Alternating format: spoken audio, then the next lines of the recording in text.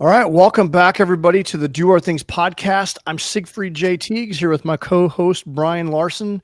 And today's guest is someone who lives and breathes the Do Hard Things lifestyle. He's not only one of our coaches inside the Do Hard Things Wellness Academy, but he's also a breathwork facilitator, triathlon coach and athlete, and Mr. Josh De Jong. Am I saying your name right? Because that's how I don't know if I've ever actually spoken your name. So I guess this would be a good time if I've. Is it De Jong? Basics? It's De Jong, right? It's close. It's De Jong, like the De young. Jong, okay, because Yep. you're Dutch. All right, so there we go. I've been butchering your name in my head, but I just realized I've actually never said your name out loud. It's always been Josh. That's funny. All good. I've heard it worse before. So. All right, man. Well, before we dive in, if you're enjoying these conversations on the podcast, make sure you smash that subscribe button, share the show, and please leave us a review.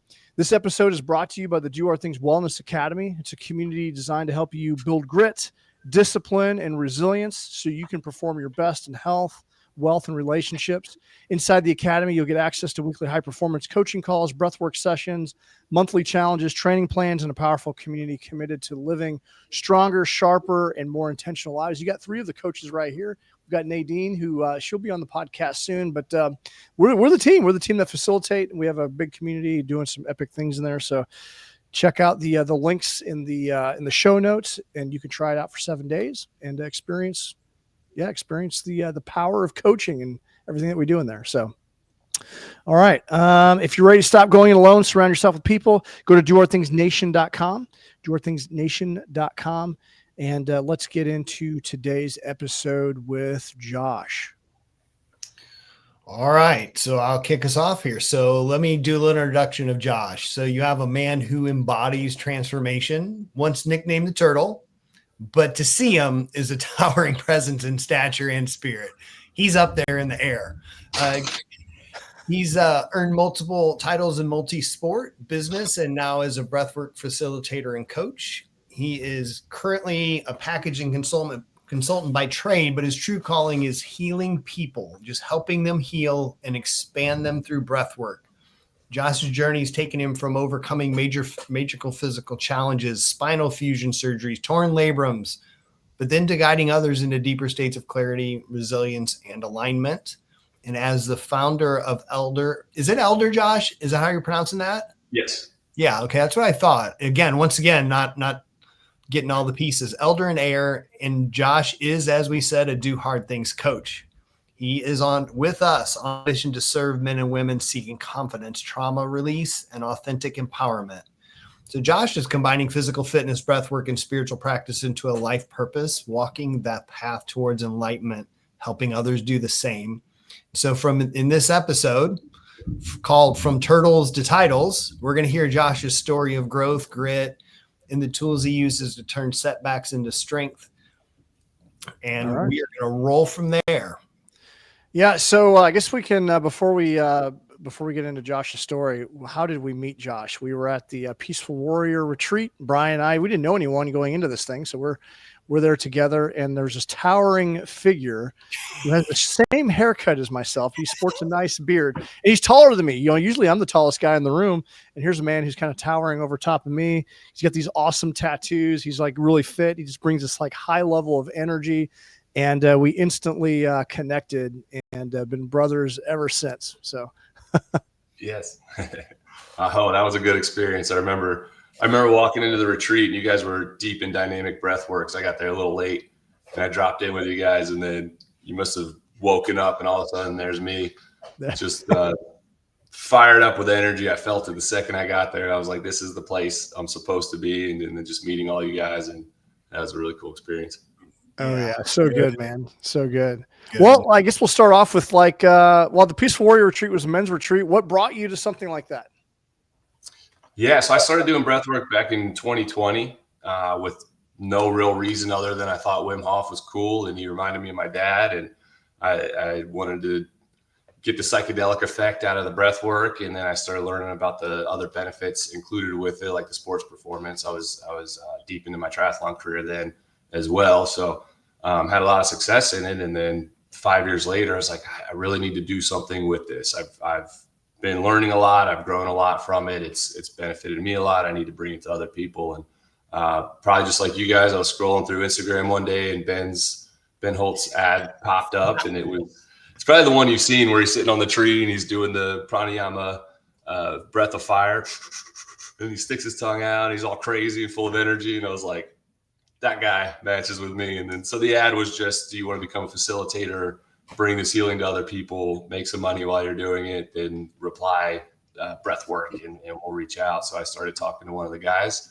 Ultimately had a call with Jack Bolton, kind of same thing. Our energy just mixed, and I was like, this is a younger version of me. Like I need to know more. I need to be around these people more. So signed up, and then met you guys there at the retreat, jumped into the class as well, our 15-week course. And here I am. Nice. Okay. So do this, Josh, talk to us about the background in athletics. Like, you've got the triathlon stuff. What kind of got you in that and through it, and what made you want to compete at that high of a level? Yeah. I grew up watching my dad race. So lots of early mornings as a kid. He's from the Netherlands. That's where the last name comes from, De Jong. And so as far as other sports went, he influenced me to play soccer. So probably should have played basketball. How tall I am. You think? In Indiana. Eventually kids at school called me a waste of height because I didn't play basketball and I played soccer. But so many years of waking up early and going to the races with my dad. And so kind of is where Turtle came from. I played soccer. I was pretty good at a young age, but I was playing on it was not the travel league. So I didn't even know the travel leagues, the skill improvement leagues existed. So I went from the lower level soccer, I guess, programs right into high school, where I jumped in a skill set that was way above me. That's where the Turtle nickname came from. So then kind of didn't do much with soccer, stopped playing junior year, went to college, just stopped doing any athletics at all, majored in beer pong, got out of college, and I needed something to do with my time and energy. My dad said, here's a bike, here's a helmet. I came back here to Indiana. Let's go racing. So picked it up, got pretty good pretty quick. In the early 20s, it's kind of easy to win your age group because there's not a lot of them in there, but that kind of inflated my ego, and I really dug my heels in and started training hard. And they went on to win a handful of national championship titles, did 5 Ironmans, and then started coaching because that was another thing that I wanted to teach other people how to do it too. If I can do it, then they certainly could as well. So that's how I got into it. Nice. Wow. Yeah, I don't understand you runners, but I respect you.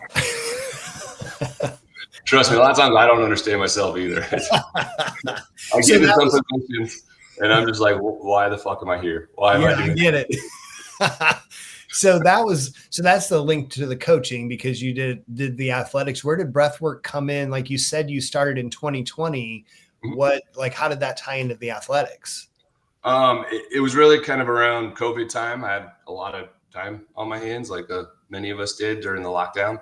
And like I said, I just kind of came aware of Wim Hof and the breath work and the cold exposure, and I just really liked it. And it just had that extra benefit on my racing. So I tied the two together. And of course, there's a lot of material out there about the breath work, increasing your VO2 max, and just helping along with that. So it's been more recent that I'm tying the breath work in with the performance as far as coaching goes. But yeah, I used it in my own performance for about 5-6 years now. Nice. How many triathlons have you done? The Ironman? You said you did 5?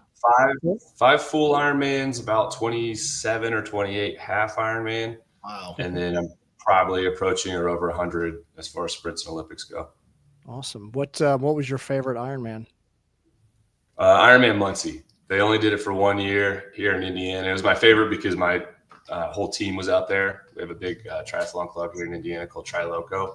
And the whole bunch of them were out there. So it was cool to see everybody during transitions, through the laps, and all that. I was a little bit undertrained for that one. So I also went in with the mindset of slow down, have fun, just enjoy it. It was a nice, cool day, a little bit rainy. I don't do well in the heat, so I'll always take a colder race. And just had a good time with it. Now, if someone's listening to this, because we have a lot of runners, a lot of multi-sport athletes, but they're thinking, oh man, an Ironman, like, or just a triathlon in general. What advice would you give someone that's wanting to get into the sport? Just from the start that you can do it. Anyone can do an Ironman. Just if you don't believe you can do it, go to an Ironman. And if you see the different body types across the whole day, it'll definitely inspire that you can. A lot of people are afraid of the swim, and that's valid because if you're out in the middle of the ocean and you stop swimming, you're gonna drown, and that's scary. But there's plenty of support out there. Just take your time to train and learn how to do it efficiently, and just start with it and keep after it.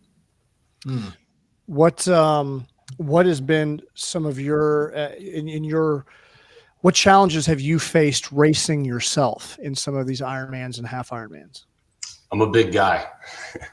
I'm not your typical triathlete. So I mean, right now I'm in really good shape. I'm at 209, and I will not be lighter than that. Right. So, and that's pretty hard on my body. And then through years and years of a long spine and being in aggressive position, I ended up having what's called spinalothesis.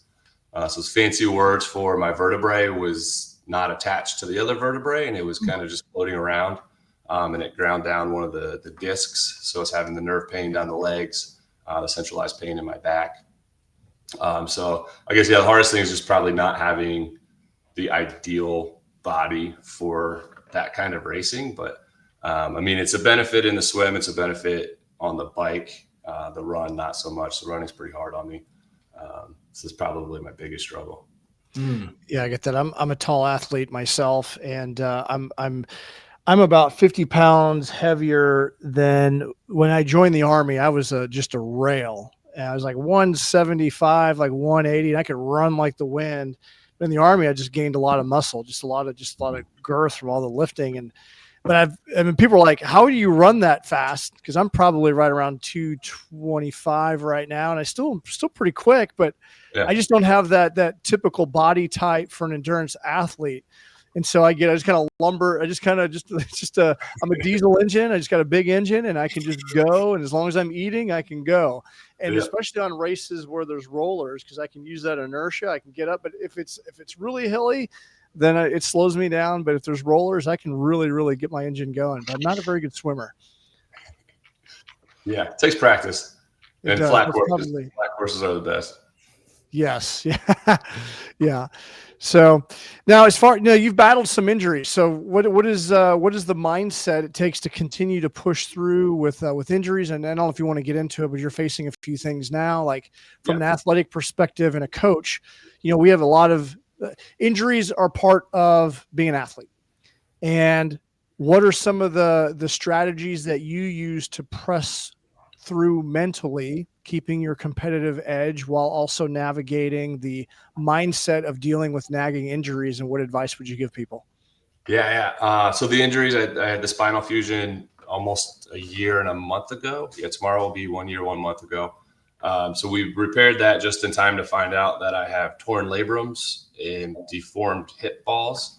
So in beginning of October, beginning of November, I'm having surgery on each of those.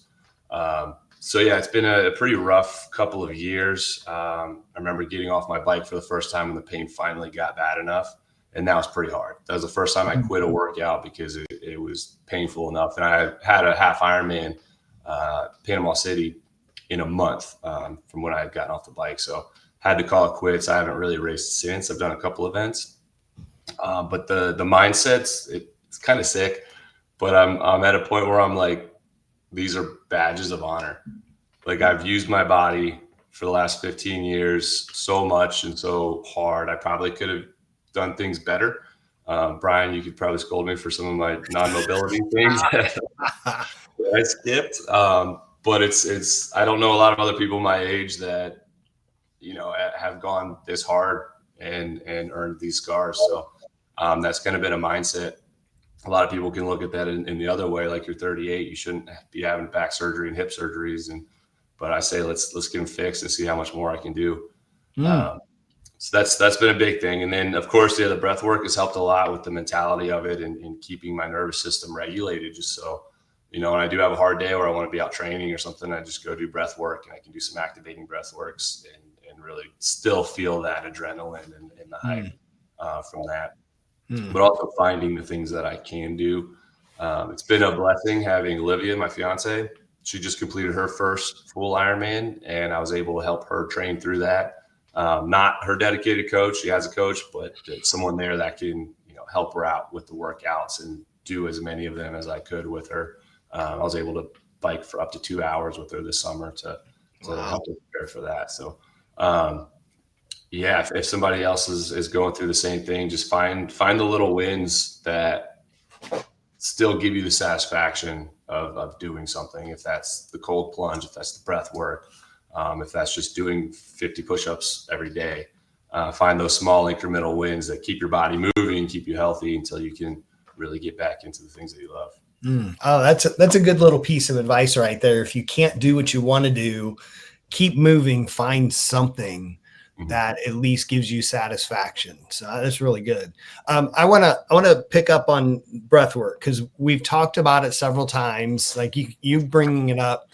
How about, I want to hear from your words for people hearing like breath work for the first time. How do you explain it to people? That's a good question. I tell them, your breath is the only thing in this world, in this life, that you actually control. It's the only thing that you can also put on autopilot, not think about, but then you can come back to when you need it. It's something that you can tap into to get a release from where you are now. You can get into that psychedelic effect and kind of drift off and meditate and shut things off, shut things down for a little while. I'm ADHD. It's the only thing I can do to get me into a meditative state.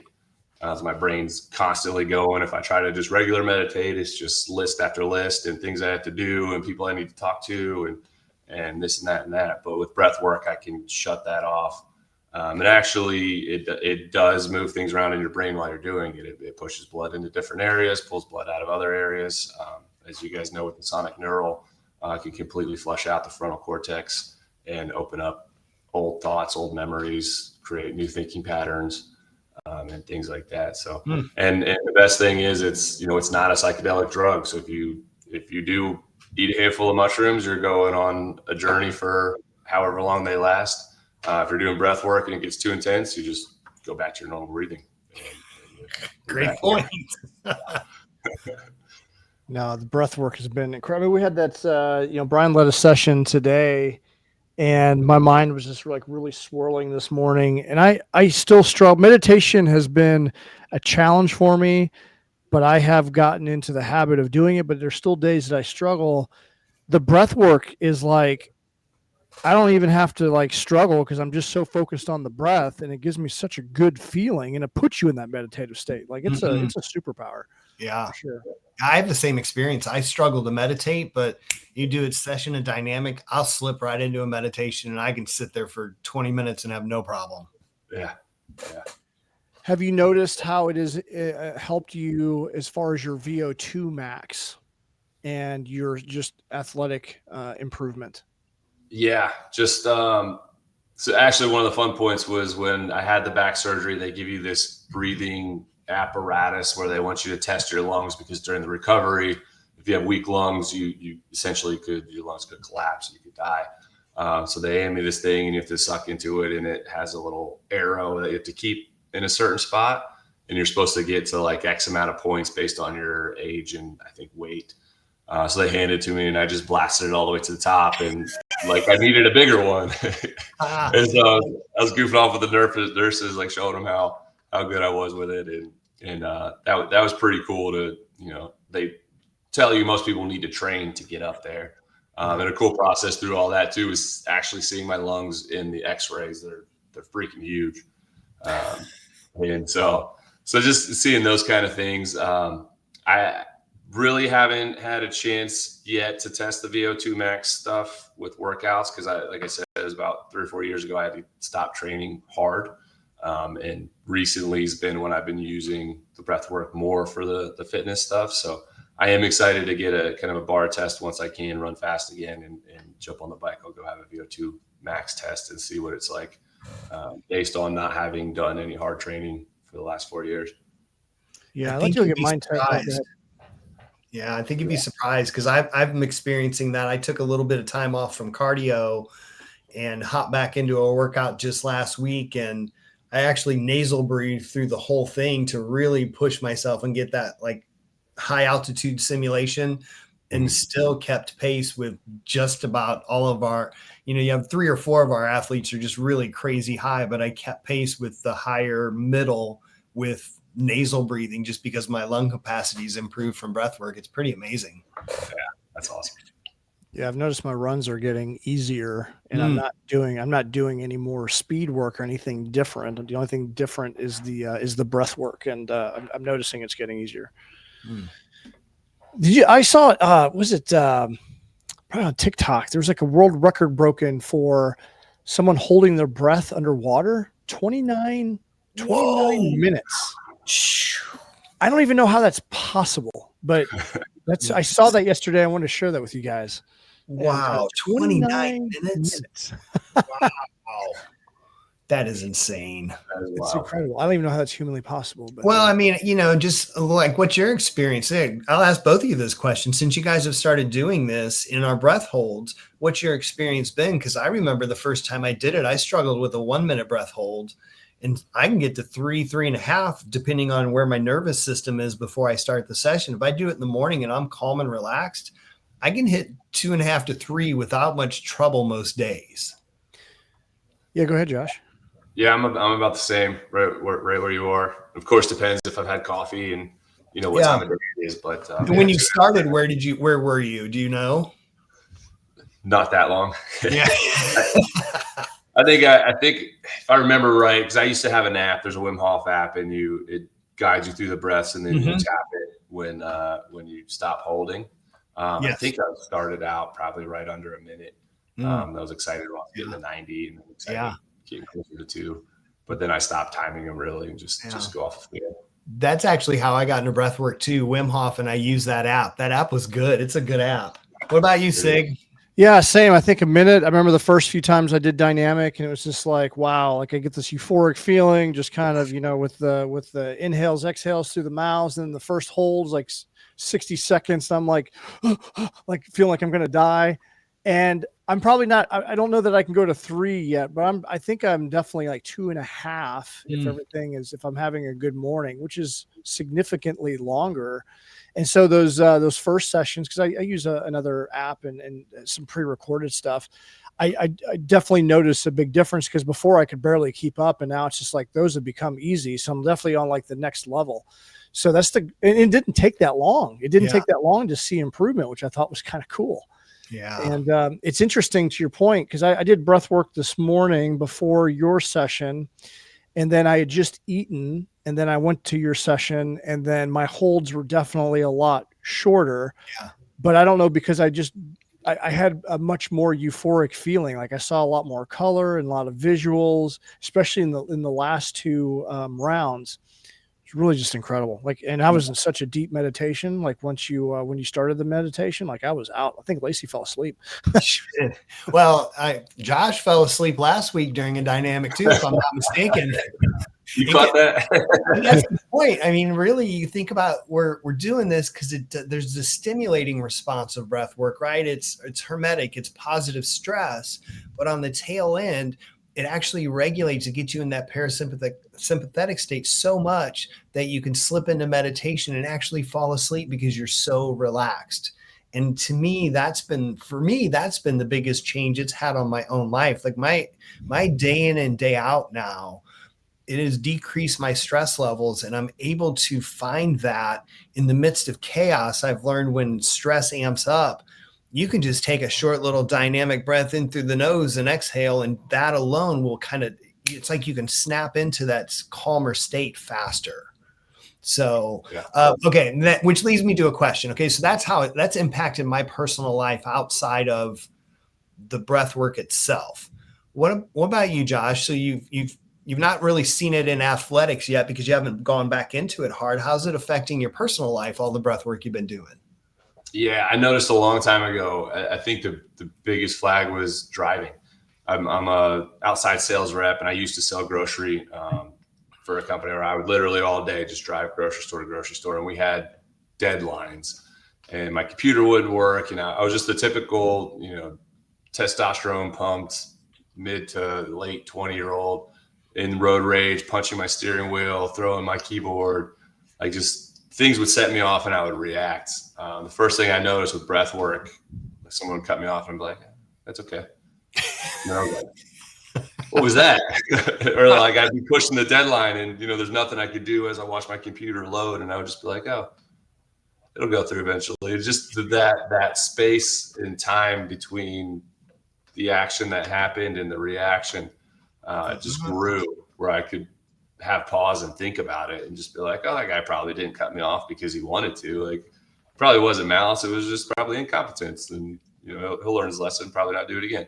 But it calmed me down a lot. Yeah, especially with the ADD too. It's like if I start, kind of stemming out or whatever, I can do some breaths and bring it back and calm down and focus in a little bit more. So that was probably the biggest in the personal life, and just a little more control over emotions.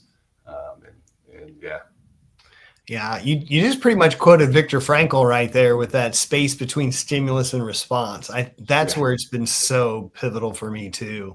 Good stuff. I know for me personally, the sonic neural has been a great outlet for.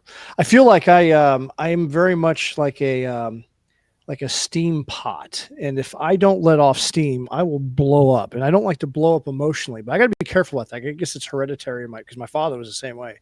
But the sonic neural has let me able to just like really get a lot of just work through that tense emotion through the breath and give space there, just letting off a bunch of steam. And that's been so good for me personally. But I love it. It just helps you respond versus just reacting, gives you that space. Yeah. Hey, let's pause here, because I think this is good, because I mentioned dynamic, you mentioned sonic neural. Since Josh, you've gone through the same training we have, why don't you, for the listeners, talk about the different techniques, activating, stimulating, and then dynamic and sonic neural, so people understand the framework of what we're talking about with those. Okay, I'll do my best. I forgot we're recording a podcast. We're just not three of us talking. Have a conversation. Yes, good idea. Yeah, so activating breath work can stimulate the nervous system. So and I guess probably a good time to define the differences in parasympathetic and sympathetic. Your sympathetic nervous system is rest and digest. This is when your blood is going to be in your organs when helps you to rest and digest, so you can process your food, so your liver can do what it needs to do to be healthy. And then when you're in I might get these wrong, correct me if I'm wrong, parasympathetic is fight or flight. Those are backwards. Sympathetic's fight or flight. Okay, sympathetic's fight or flight. So that's when your blood is in your extremities because you need to either run or fight. And when your blood's out there, your organs don't have the blood to repair your body and to do the things they need to do, like sleep and rest and recover. And in this day and age, we're constantly in the fight or flight state because our phone's constantly going off. You hear the train go down the street, you hear sirens, your boss is calling, whoever it is bothering you. So we're constantly just in this fight or flight state and not resting and recovering. So we do have activating breath work that can put you in that state if you need to, say, start a workout, or if you're going into a meeting that you need to be pumped up for because you're presenting. You can do faster breaths, like the breath of fire, quick inhales, exhales, to activate that system. I think the better benefit is from the recovery or relaxation breath works, where you have longer, slower breath holds, ohms or sighs, or the ujjayi breath. The ohms and the sighs and the long exhales activate the vagus nerve in your neck, which actually is the nerve that puts you into the rest and digest system, so that you can sleep better and recover, like I said. So does that answer your question? Yeah. Now talk a little bit about dynamic and sonic neural, because those are a different level. Like the dynamic is obviously based off of some of Wim Hof's style, but just like what those do and the durations maybe as well, just so it gives everybody a better understanding. Yeah. So dynamic is a series of upwards of 40 deep inhales and exhales, breathing deep down into your belly. So belly breathing is exactly what it sounds like. You breathe with your belly going out. You're not actually breathing air into your belly, but you're just pushing it out with your abs, which pulls your diaphragm down so that you can bring the air deep into your lungs and really fill your lungs all the way up. So while you're doing that, filling your lungs and then exhaling, emptying your lungs, it's really working your VO2 max as well. So after the 40 breaths, you take a deep breath in and then you blow it all the way out. And what you've done at this point is fully cleanse your body of carbon dioxide, your CO2. And then this activates the hormetic stress, like you mentioned, which activates your immune system. So you can start clearing out old dead cells and attack anything in your body that's not serving you at that time. So then that's the long holds we were talking about when you're exhale, upwards of 2 minutes, 3 minutes. You try to hold as long as you can until it's uncomfortable. And then you take a deep breath in through the nose and fill your lungs all the way up. So this is really the biggest VO2 max exercise, because you're really expanding your lungs, opening your chest, opening your rib cage, pulling your shoulders back and expanding. In dynamic, about 15 seconds into that hold, we ask you to take a few sips more in to really expand those lungs even more. This is kind of typically where I have my psychedelic experiences, and things can get colorful, lightheaded. It's the fun part. So we hold that upwards of 1 minute to 2 minutes. And then there's the long, slow exhale, encouraged to do an om or a sigh, or just blow it out through pursed lips. The longer, the slower, the more it's going to activate the vagus nerve and put you into that rest and digest state. And then you do that for typically 4 to 5, 6 rounds. I've done a variation of that going upwards of 10 to 12 rounds, and that can get really deep. And the further you go round wise, the more kind of a psychedelic experience you have. So Nate was talking about in the last one that you did multiple rounds. Like I think you went up to 10, and he was like blasted off into the moon. He was just like, he said it was amazing. He was having such a euphoric experience. That's awesome. This actually activates your pineal gland as well. And that's where your endogenous DMT, if you've ever heard that word for psychedelics, is stored. So you can actually release that DMT. That's the chemical that's said to be released when you're born and when you die. So if you can kind of release a little bit of that, that's when you might, there's theories that that's what heaven and hell is actually your DMT experience. That can be related to experiences you've had leading up to a DMT experience. If you've kind of lived a bad life of treating people poorly, that time with the DMT is gonna be bad. If you've treated people well, that time of DMT is gonna be good. So that could be your variations of heaven and hell.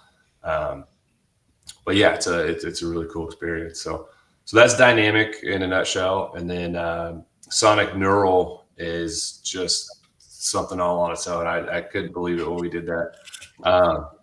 It's just a series of continued, I guess, 90% lung capacity in and out, faster rhythm with the soundtrack's very important with that, I think. So it kind of takes you on a ride of nice, joyful music, and then it gets into some heavy warrior sounding music. And what that does in the process is it does pull the blood out of your prefrontal cortex and just gets you into the other parts of the brain where trauma can be stored, old memories can be stored. It really kind of helps you to face things that you might not have been facing.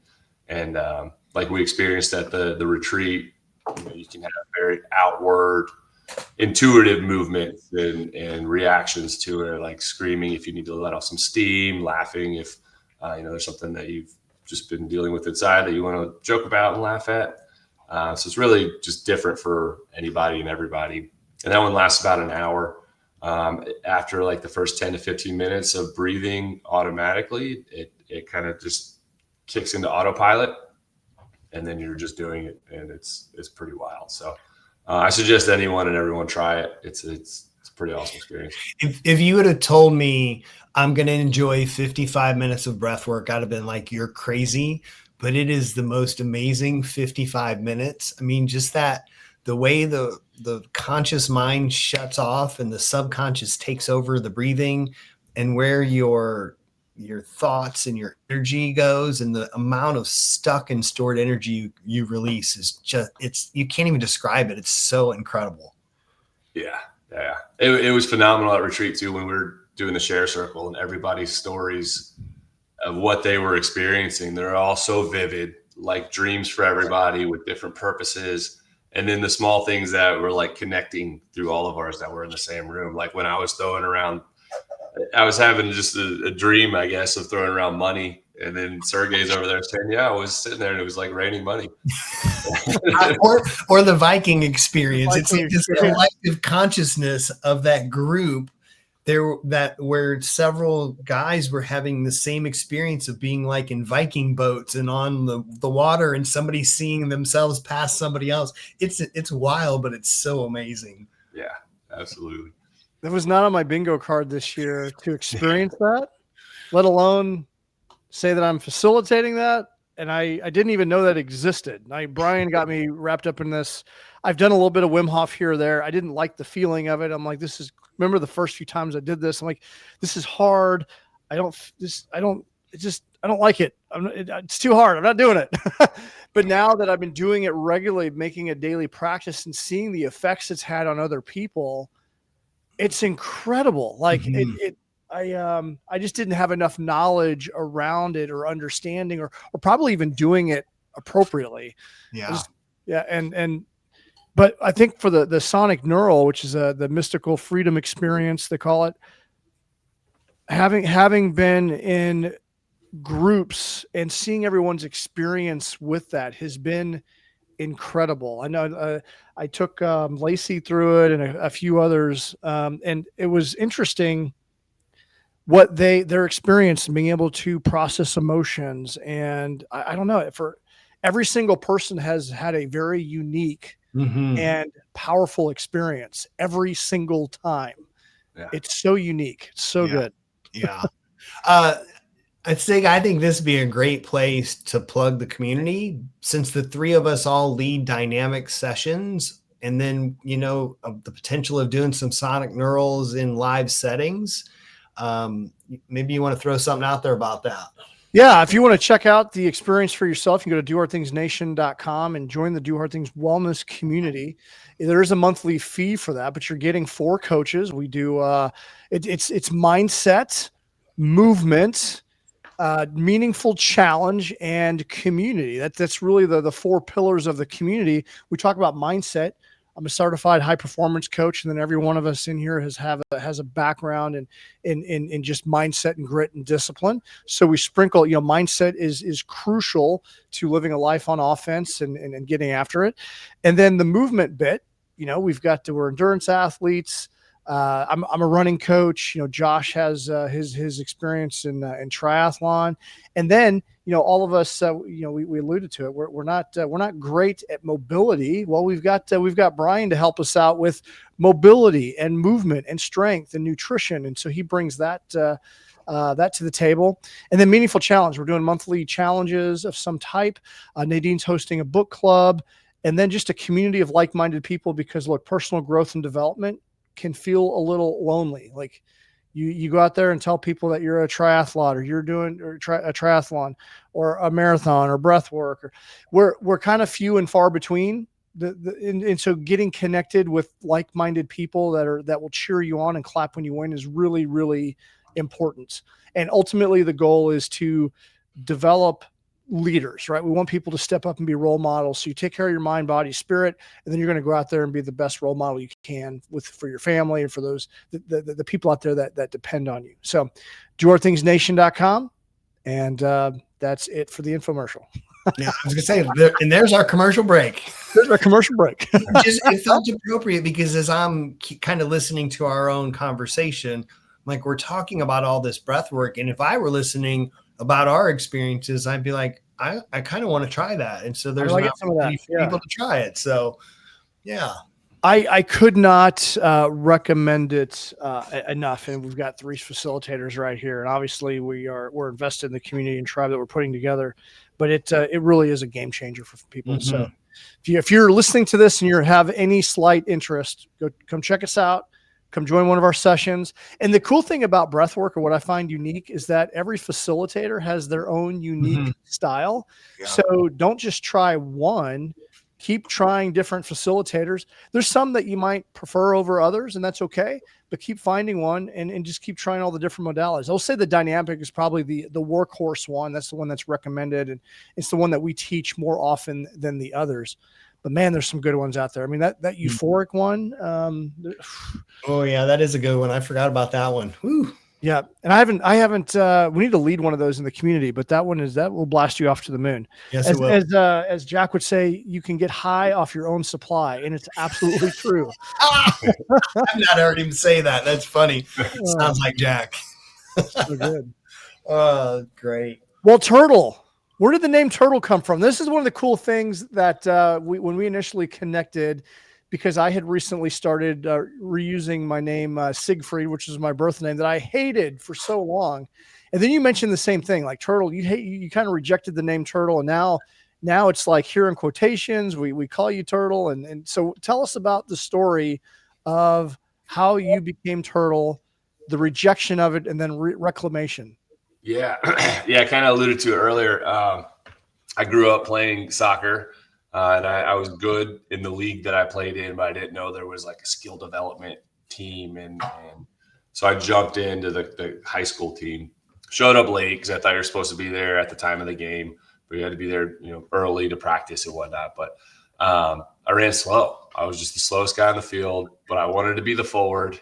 I was going through growth spurts to become this 6'8" frame, and I just didn't have the movement and the speed that went along with it. So one of the not so nicer kids on the team decided to start calling me Turtle, and the rest of them thought it was funny. So a few others started calling me Turtle, then the coaches started calling me Turtle, and then it got to school. And by the time I'd say junior year, everyone except my parents called me Turtle. And it was hard. It was a rough time. There were a few other things going on in life too, that, kids were mean back then. Like you went through SIG with SIG. I was going through the same with Turtle, and just tried to get away from it for the longest time. Didn't really know where to put that energy, how to react to it, other than fighting and screaming and just not dealing with it well. So then I went to college, and I was like, hey, I went to school down in South Florida, West Palm Beach. It's like, this is an opportunity to shake the nickname. Like I can go down there, I can be Josh, I can start over, be fresh. But I got down there, and I was just so conditioned to Turtle that I didn't even hear Josh. And then one night I got drunk, and I was like, hey guys, just call me Turtle. And they all thought it was funny, and they loved it. And then so all of a sudden everybody in my college is calling me Turtle. Oh man. Yeah, so then I moved back up to Indiana here after spending 3 years in Florida, where I was probably going to end up in a body bag, in prison, or in a Mexican cartel, because it was not a very productive few years of my life down there. So I ended up coming back to Indiana, moved in with my brother, got a job, and I was like, all right, seriously, this time I'm old enough to know my name's Josh. I'll go start working a valet job downtown. So people were calling me Josh. Everything was going well. Then a buddy from high school needed a job, moved out here to Indianapolis, started working with us, and he still called me Turtle because he was one of the guys from the soccer team. And then so it followed me here. But this was right about the time I was starting to race triathlon and getting pretty good. And people were like, hey, why is it Turtle if you're, putting a 25-mile-an-hour split down on the bike and running 6 minute miles. And so at that point, it finally was kind of a motivation for me to work harder too, because then people were reaching out like, hey, Turtle, wow, you're actually doing something and not just drinking and partying. And that was good opportunities for me to say, hey, if somebody like me can do this, you can as well. I kind of thrived off that. So then, wasn't shying away from telling people I was Turtle, but wasn't, telling them not to call me Turtle. And so it's been hanging around for a little while. And now it's just kind of cool to say I used to run slow, and now I can run a sub 19 minute 5K, and I'm still the Turtle. That's fun. Okay, so I have one question. Why on earth did your high school soccer team not put you in goal? I mean, a good tall goalie is always amazing to have. I don't know. I don't know. I think I was just that bad and that slow that everyone was just like, I just let him wear himself out and go home because I was not good. Too funny. Yeah. One of the coolest things is when the night that you decided to join us in the Do Hard Things Wellness Academy, we've had this, there's like a little rock out here on our pond. And the night that you said yes, Lacey's like, hey, look out there. I've never seen anything out there on that rock. Look what's out there. It's a turtle. And every day since then, there's been a turtle out there on the rock. So every time I see the turtle, I always think of Josh because it was the day that you decided to join the team. He's been there ever since. So that is little spirit animals here with us. So good. That's funny. So, well, Josh, you'd mentioned what is your passion for coaching and why did you, I guess ultimately, why did you decide to jump on the team with us here? But what is you're in sales, you've been doing that for a while, but your passion is ultimately coaching. What are you hoping to achieve? Yeah, I love helping people. And like I said, I used to be just a lost guy. I would be honest with you, I drank a lot. I didn't do a whole lot with my life before getting into triathlon. I started coming into myself and cleaning my act up and figuring things out and becoming successful and really thriving off of doing well. And I want to teach people, show people how to do that too. And I've always had the calling to it and the feeling to do it. And I was never able to kind of put words to it, but then it was really at retreat, when Ben's teaching us that our purpose is the path, not the destination. And the divine masculine is a man of service, a protector, a provider. So really stepping into that role and defining it and understanding how to do it is lighting that flame. And I'm just happy to show people that, you can do anything. Anybody can do anything. You just have to set your mind to it. You have to disconnect from your limiting beliefs and just go after it. And if that takes, the tall, goofy guy to sign you up on a program and show you how to do it, then let's go. And I want to give people the tools. I don't want to coach somebody forever. The perfect client, I have them for 1 to 3 months, show them how to do it, teach them how to do it, send them on their way. And if, they need to reconnect at some point later on, then we can. But it's always been my philosophy, even with triathlon. I'm not just giving you workouts, but I'm showing you how to train and how to live the lifestyle instead of just, holding your hand to the finish line. Yeah. Teach someone how to fish and get them on their way. That's right. Yeah. That's good. So where do you see your work with coaching, triathlon, and breathwork heading into the future? Just creating a community here in Indianapolis. I long for a group of people that are aligned with that purpose and the same morals, values, and just building the community, because when the tide rises, so do all ships. So we can all be here for each other. And we all know we're all on social media. It's a really rough time right now, especially socially, economically.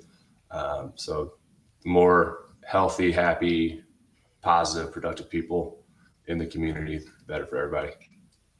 Yeah, I think what you just hit, that's really speaks to me right now. It's really been heavy on my heart. I think that with everything that is going on right now, I think something is stirring that's bigger than all of us. And I think it's incumbent for all of us. And I'm going to speak directly to the men right now that are listening to this. Like, as men, we need to step up and be role models, and the women too. But I think what I'm seeing lacking across the board is men stepping up like they need to be. And I think a lot of our challenges and problems in society wouldn't be nearly as challenging as they are if men were stepping up and fulfilling their role as fathers and leaders and acting like men. Like, one of the book that comes to mind is Way of the Superior Man. That's like to me, that's the manual all men need to follow and abide by. So that's a whole tangent, a whole other episode probably in the works in the near future. But since you brought that up, like, that's really what's been on my heart lately. Yeah, I'm feeling you on that. It's like the concept of divine masculine, like a polarity masculine that is rooted and grounded in love and authenticity. Yes. Yeah. Yeah. It's definitely lacking. And that's the space that we're trying to create, with this tribe is, we are all, all three of us, I know that we have our shortcomings and we're trying to be better men, and we're trying to create a community of like-minded people who simply want to be better. We're the coaches. We're not gurus. Don't put us up on a pedestal, because we have something to learn from the students that are within, the academy, but just being around a like-minded tribe of people that just want to be better, to serve and to be grounded and to go out in the world and do amazing things. And Josh, that's why we love having you around, brother. Mm-hmm. Thanks. I'm very excited to be in the presence with you guys. I think I told you when you asked me to join the team, I looked at Liv. I was like, I can't believe I'm on the same ball field as these guys. Good stuff. That's incredible. No, it's so good. As soon as we met you, there was definitely like a connection. Like, man, I hope that there's some synergy, and here we are. We're all on the boat rowing and trying to get as many people to join us as possible. So. Mm-hmm. Well, we're already 15 minutes in. So what do we need to know about Turtle, or what anything else that you'd like to cover before we start moving toward the exit here? I don't think so. I think we got most of it. I mean, if you want some high energy and to be pushed to your best, then reach out. I'm here for it. Yeah. Brian, do you have any other thoughts or questions?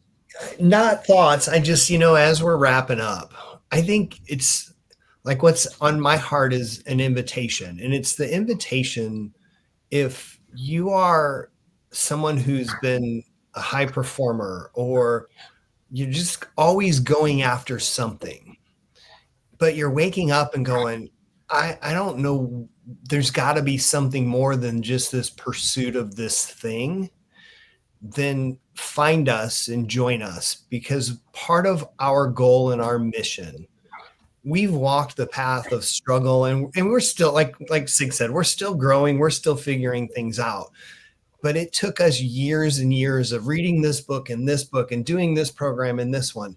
In our collective knowledge, we hope to give our community members that information in a much shorter time for their own transformation. Mm-hmm. And I think that's what we're about, is trying to help transform and inspire and just keep pushing people to do hard things. So if that resonates with you, find us and come join us. Yeah. Yeah. I didn't mean another commercial, but man, I was feeling that as Josh was talking and as you were talking, just like, man, I wish I would have found what we're doing 10 years ago. Yeah. Yeah. I spent a lot of time with Jack. After, Jack was here for a while after retreat. He's 23, 25, something like that. Mm-hmm. I just kept telling him, man, I wish I was surrounded with this group of people, and I knew what you know now. When I was that age, I would be so much more powerful and in a better place. So yeah, you can read a book, you can listen to a podcast, but when you are around people and you have blind spots that you can't see, that's why having a coach is so incredibly important, because you have things that you can't see. You can accelerate that growth process. And this is why the world's highest performing people have a team of coaches from a variety of different backgrounds, and, from wealth to relationships to health and wellness to, all of these different things. And we're trying to do this in a way that's affordable for people and create a community around this idea. So, yeah, not to make this an extended infomercial, but we are, at the end of the day, that's what we're trying to do, is we're trying to get people connected and to build this a community of people that just want to be better. So if it speaks to you, click on the link, connect with us. Let us take you through a sonic neural or any one of our other things that we got going on, and we'd be happy to serve. So, All right. Well, I think we're about at the exit here. Any Josh, what's one takeaway from your experience with the Do Hard Things Nation and your work so far? What has spoken to you the most? What are you most proud of? Develop a morning routine. Get your morning routine going. I wake up every morning and I get aligned physically, mentally, and spiritually before I start my day. And it's that time in the morning, 6 to 8 a.m. Nobody's calling me, nobody's texting me. And I can focus on me and what needs to be done so that I can focus on others. Get that fighter stance. Yeah, fighter stance first thing in the morning. I just had a phone call with a client earlier. We're just talking about the importance of that, waking up in the morning and not being like right into reaction zone. He's like, as soon as I wake up, my phone's blowing up. I got to rush my kids to school. And as well, it's like, if you operate that way, your whole day is reacting. You can't ever really catch a breath. So starting your day, with your cup full and fighter stance, then you can lean into the day and just kind of dominate. It just has the day has a different energy to it when you can start off that way. Yeah. Well, Josh, we really appreciate you coming on today. I'm sure we will have you back on the podcast again. You can definitely find Josh inside the academy. Inside, the cool thing about the academy is we've got a classroom, and he's already uploading a bunch of breath work. He's going to be working on some triathlon training plans and a myriad of other things. And he hosts weekly live sessions, and we're just excited to have Josh on the team with us. So, any other final thoughts before we exit? No, thank you guys. Not for me either. All right. Yeah. Well, Josh, thanks for sharing your wisdom today. And for those listening, if this episode resonates, just do us a favor. Make sure you smash that subscribe button, share it with someone that needs to hear it, and please leave us a review. The reviews really, really matter. It helps us. Everyone's talking about algorithms these days. Well, if we're really trying to expand and grow the show, and it really does help us reach an audience who may not have heard of us before. So please take a moment and leave us a review. And if you're ready to take your health, mindset, performance to the next level, join us in the Do Our Things Wellness Academy. Go to doourthingsnation.com. We got merch, we got podcast episodes, we got events, we got the academy, and we just love to hear from you. So until then, keep breathing, keep pushing, keep doing hard things. We'll see you in the next episode. I hope.